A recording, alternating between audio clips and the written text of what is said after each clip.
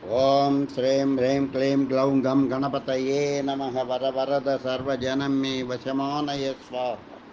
ఓం ఐం హ్రీం శ్రీం శ్రీమాత్రే నమ శివశక్తైకరూపిణ్యే ఓం నమ శివాయ. ఓం ఓం ఓం శ్రీ గురుభ్యో నమ. మొగలిచర్ల వేణుగోపాల దత్తాత్రేయ నమ. ఓం శ్రీ గోమాతాయై నమ. ఓం శ్రీ గోమాత నమ. ఓం శ్రీ గోమాతదేవ్యై నమః.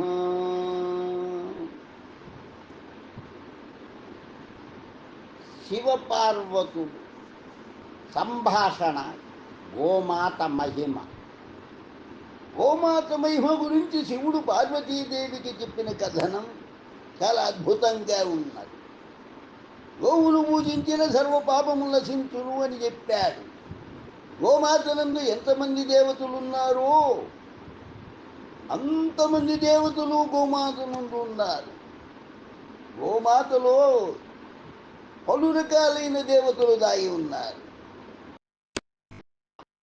ఇక శివుడు పార్వతితో చెబుతూ ఉన్నాడు.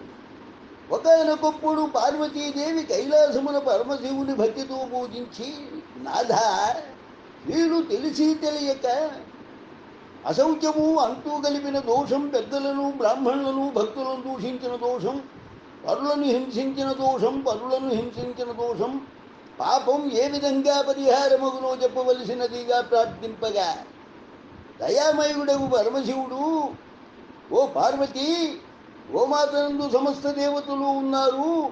అట్టి గోవును పూజించిన సర్వ పాపాలు నశించిపోతాయి. ఆ గోమాత నదీ పాదములు రుణ ఆ గోమాత ఎందున్నటువంటి ఆ గోమాత పాదాలు 4 పాదాలు ఉన్నాయి చూచారా? ఆ 4 పాదాలు రుణ పితృదేవతలు. గొలుసులు, తులసీ దళములు, కాళ్లలో సమస్త పర్వతాలు, మారుతి కూడా గలరు. నోరు లోకేశ్వరం, నాలుక 4 వేదాలు. నాలుకలో 4 వేదాలు ఉన్నాయి. భ్రూమధ్యంబున గంధర్వులున్నారు. దంతాన గణపతి ఉన్నాడు. ముక్కున శివుడు, ముఖమున జ్యేష్ఠాదేవి ఉంది. కళ్ళలో సూర్యచంద్రులు ఉన్నారు. చెవులలో శంకుచక్రాలున్నాయి. కొమ్ములలో యమ ఇంద్రులు ఉన్నారు. కంఠమున విష్ణువు, భుజమున సరస్వతి, రొమ్మున నవగ్రహాలున్నాయి.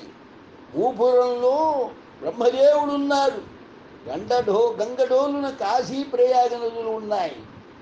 ఉదరంలో పృథ్వీదేవి, వెన్నున భరద్వాజ, కుబేర, వరుణ, అగ్ని మొదలగు దేవతలు ఉన్నారు. ఉదరమున సనక, సనంద, సనత్ కుమారులు. తోకనందు చంద్రుడు, తోక కూర్చున్న సూర్యకిరణములను, తోలు ప్రజాపతి, రోమావళి, త్రిశం కోటి దేవతలు. త్రిశం కోటి దేవతలు. 33 కోట్ల దేవతలు ఉన్నారు. 33 కోట్లు దేవతలు ఉన్నారు. పిరుదుల యందు పితరులు, కర్ణి కావేరు బోలు, పొదుగు పుండరీకాక్షుని బోలుగా ఉంటుంది. స్థానాలు సప్త సముద్రాలు, పాలు సరస్వతీ నది, పెరుగు నర్మదా నది, నెయ్యి అగ్నిగా ఉన్నది. బొడ్డున శ్రీకమలం ఉన్నది. అమృతం కడుపులో. ధరణి దేవతలు, గోప, చింత, గంగ, యమున, ప్రయాగ, త్రివేణి నదుల సంగమం ఉంది. తీర్థ గోమయంలో శ్రీ మహాలక్ష్మి గలదు. గోపాదధూళి సమస్త పుణ్య నదులు తీర్థముల కన్నా గొప్పది.